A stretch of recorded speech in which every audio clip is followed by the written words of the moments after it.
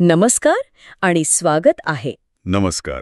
जेव्हा आपण भारताच्या आयटी क्षेत्राबद्दल बोलतो तेव्हा साहजिकच आपल्या डोळ्यासमोर बंगळूर, हैदराबाद ही नावं येतात. हो, बरोबर. पण मला वाटतं महाराष्ट्र पडद्यामागे काहीतरी मोठं शिजवत आहे का? आज आपण हेच शोधणार आहोत. बरोबर. आणि त्यासाठी आपल्याकडे काही ठोस माहिती आहे. महाराष्ट्र शासनाचा आर्थिक पाहणी अहवाल आहे, नास्कॉम सारख्या संस्थांचे रिपोर्ट्स आहेत. आणि काही नवीन धोरणांची कागदपत्र सुद्धा आहेत. अगदी.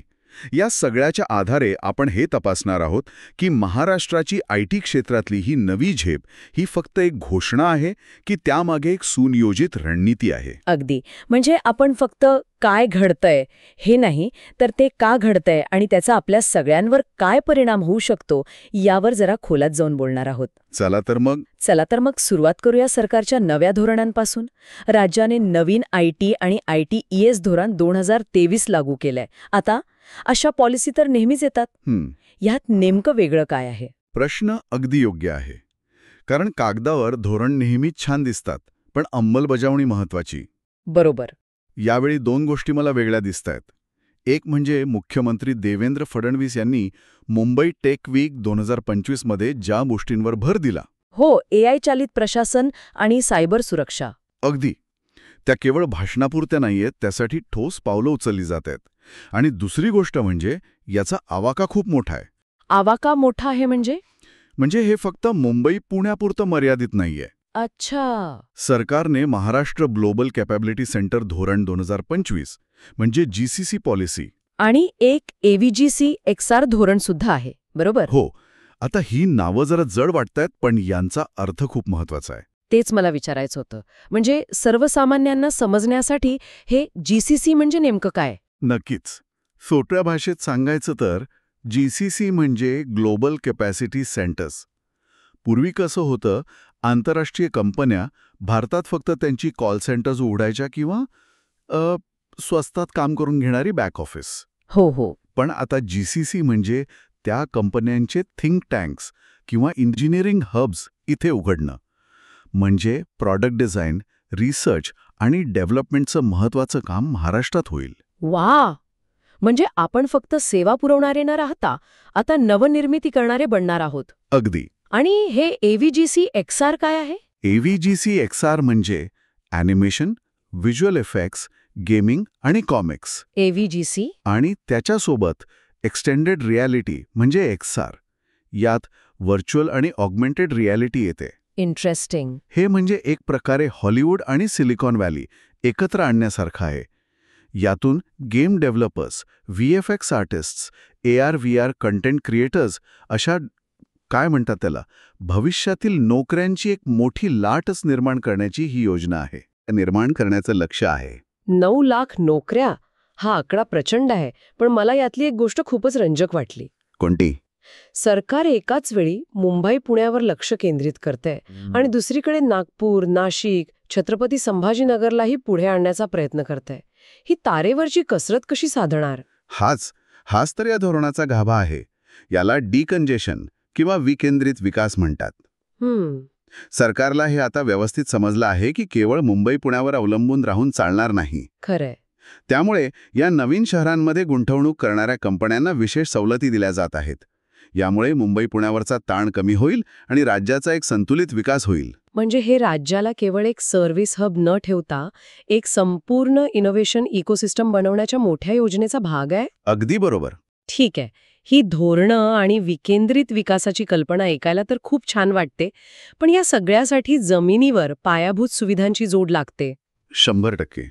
विशेषतः पुण्याच्या हिंजवडी IT पार्कबद्दल बोलायचं झालं तर तिथल्या वाहतूक कोंडीच्या कथा तर जगप्रसिद्ध आहेत. हो, आहेत. यावर सरकार काही करतंय का? हो, आणि हे एक अतिशय महत्त्वाचं पाऊल आहे. अनेक वर्षांपासूनची मागणी होती ती पूर्ण करत सरकारने हिंजवडीसाठी एका समर्पित युनिफाईड ऑथॉरिटीची घोषणा केली आहे. युनिफाईड अथॉरिटी म्हणजे नेमकं काय? याचा अर्थ असा की आता रस्ते, पाणी, वाहतूक या सगळ्या गोष्टींसाठी वेगवेगळी सरकारी खाती एकमेकांकडे बोट दाखवणार नाहीत. अच्छा. एकच संस्था असेल जी सर्व समावेशक नियोजन आणि अंमलबजावणीसाठी जबाबदार असेल. हे लहान वाटलं तरी तिथल्या कंपन्या आणि लाखो कर्मचाऱ्यांसाठी खूप मोठा दिलासा आहे. म्हणजे अखेर यावर काहीतरी तोडगा निघतोय. हो.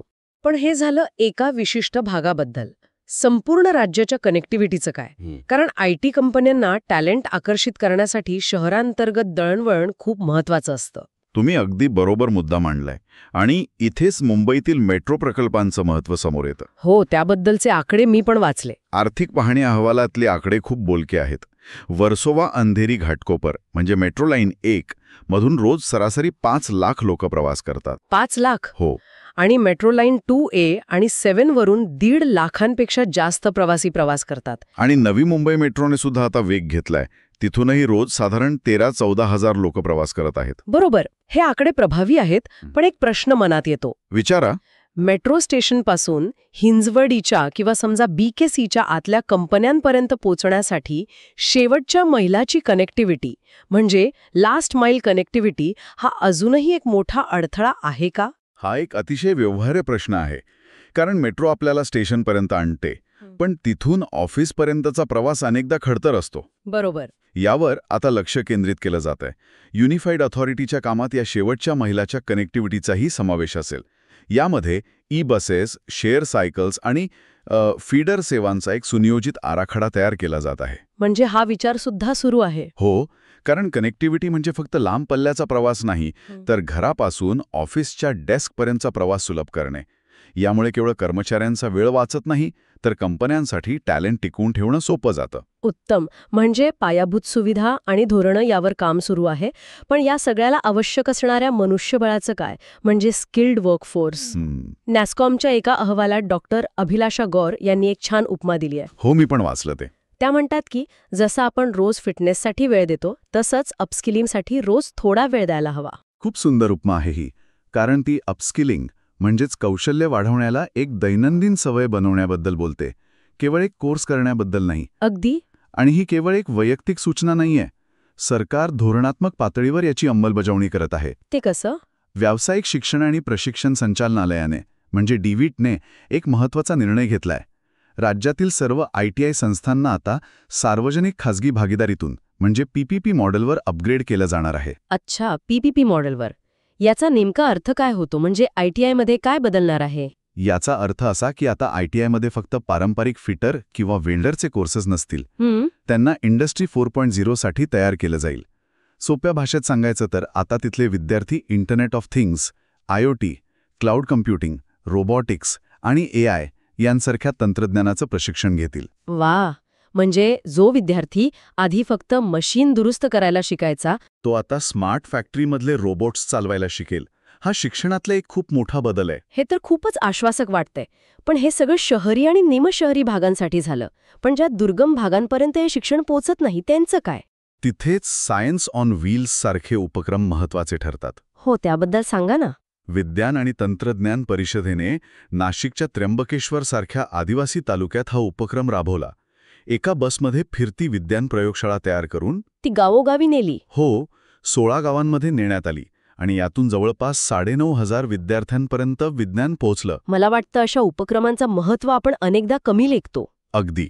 विचार करा, आज जो आदिवासी विद्यार्थी त्या बसमध्ये बसून रोबोटिक्सचं प्रात्यक्षिक पाहतोय, त्याला एक नवी दिशा मिळते. खरे. कदाचित तोच मुलगा किंवा मुलगी उद्या पुण्यातल्या कोणत्या तरी मोठ्या AI कंपनीत काम करत असेल. हा बदल घडवण्याची ताकद अशा तळागाळातील उपक्रमांमध्ये आहे. ही भविष्यासाठीची खरी गुंतवणूक आहे. उत्तम पायाभूत सुविधा, भविष्यासाठी कुशल मनुष्यबळ. हे सगळं छान आहे, पण शेवटी या सगळ्याचा परिणाम आकड्यांमध्ये दिसायला हवा, नाही का? बरोबर. कंपन्या खरंच गुंतवणूक करत आहेत का? नोकऱ्या वाढत आहेत का? आता जरा या आर्थिक बाजूवर नजर टाकूया. हो. नीती आयोगाचा एक अहवाल सांगतो की भारताच्या सेवा क्षेत्राच्या एकूण GVAमध्ये महाराष्ट्राचा वाटा सर्वाधिक म्हणजे 15.52% आहे. हो, आणि हा GVA म्हणजे ग्रॉस व्हॅल्यू ॲडेड. सोप्या भाषेत सांगायचं तर देशाच्या एकूण आर्थिक उत्पन्नात सेवा क्षेत्रातून जी भर पडते त्यातला सर्वात मोठा म्हणजे जवळजवळ 6वा हिस्सा एकट्या महाराष्ट्राचा आहे. वा. हे राज्याच्या आर्थिक इंजिनची ताकद दाखवतं. पण ही ताकद नोकर भरतीच्या आकड्यांमध्येही दिसते का? कारण फाउंडिट नावाच्या संस्थेचा एक अहवाल थोडं संमिश्र चित्र दाखवतोय. तो मीही पाहिला. त्यांच्या मते IT क्षेत्रात वार्षिक 9% वाढ झाली आहे, पण मासिक 5% घट झाली आहे. याचा अर्थ काय घ्यायचा? याचा अर्थ असा की मोठ्या प्रस्थापित IT कंपन्या सध्या थांबा आणि पहा या भूमिकेत आहेत. जागतिक आर्थिक परिस्थितीमुळे त्या नवीन नोकर भरती करताना थोडी सावधगिरी बाळगत आहेत.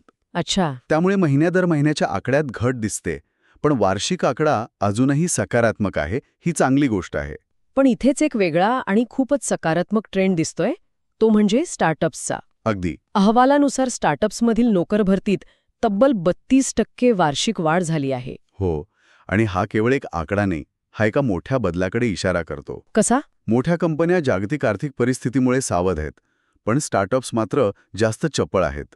ते विशिष्ट कौशल्यांवर, जसं की फुल स्टॅक डेव्हलपमेंट, डेव्हऑप्स आणि विशेषतः AI/ML यावर लक्ष केंद्रित करून सर्वोत्तम टॅलेंट खेचून घेत आहेत.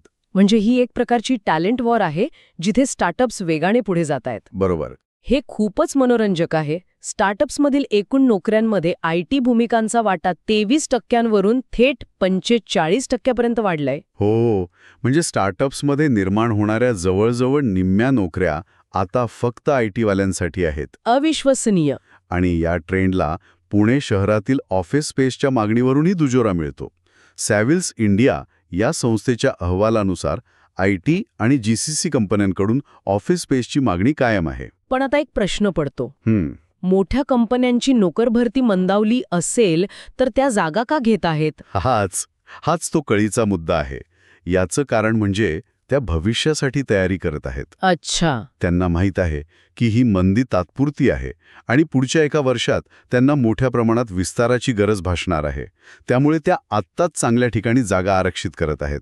हे या क्षेत्रातील स्थिरतेचे आणि भविष्यातील आशावादाचं लक्षण आहे. म्हणजे महाराष्ट्रात राज्य पातळीवर बरेच प्रयत्न सुरू आहेत. पण या प्रयत्नांना राष्ट्रीय स्तरावरून काही मदत मिळतीये का? कारण एवढं मोठं क्षेत्र केवळ राज्याच्या ताकदीवर उभं राहू शकत नाही. नक्कीच. राज्याच्या प्रयत्नांना राष्ट्रीय धोरणांमुळे आणखी गती मिळत आहे. उदाहरणार्थ? 2 मोठी उदाहरणं आहेत. पहिलं म्हणजे केंद्र सरकारने इंडिया सेमीकंडक्टर मिशनच्या CEO पदी अमितेश कुमार सिन्हा यांची पुनर्नियुक्ती केली आहे.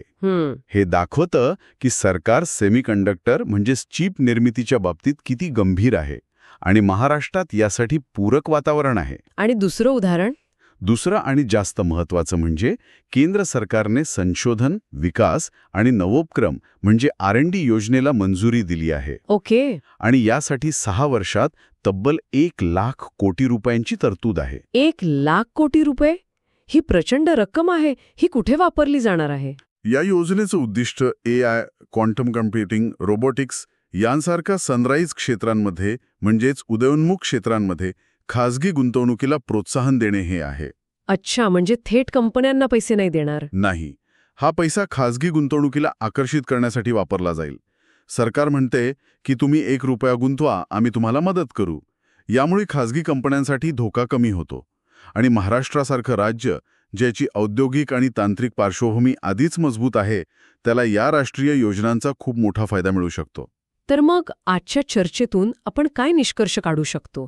मला तर असं दिसतंय की महाराष्ट्र आपल्या IT क्षेत्राला केवळ टिकवून ठेवण्यासाठी नाही, तर त्याला जागतिक पातळीवर एक नवी ओळख देण्यासाठी प्रयत्न करत आहे. हो, आणि तेही अनेक आघाड्यांवर एकाच वेळी काम करून. अगदी बरोबर.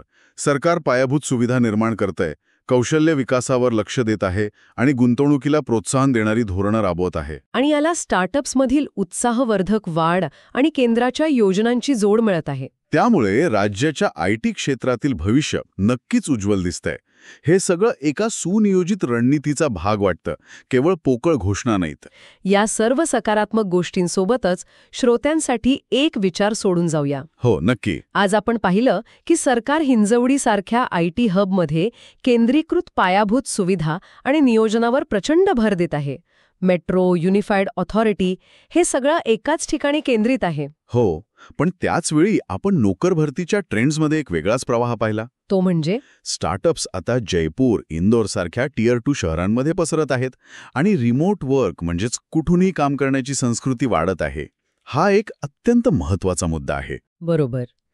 तर मग विचार करण्यासारखा प्रश्न हा आहे की भविष्यात जेव्हा टेक्नॉलॉजी, वर्कफोर्स अधिकाधिक विकेंद्रित होईल, म्हणजे लोक कुठूनही काम करू लागतील, तेव्हा महाराष्ट्राची ही केंद्रीकृत मेट्रो केंद्रित विकास योजना या बदलत्या वास्तवाशी कशी जुळवून घेईल? हा एक महत्वाचा प्रश्न आहे. यावर विचार करायला हवा.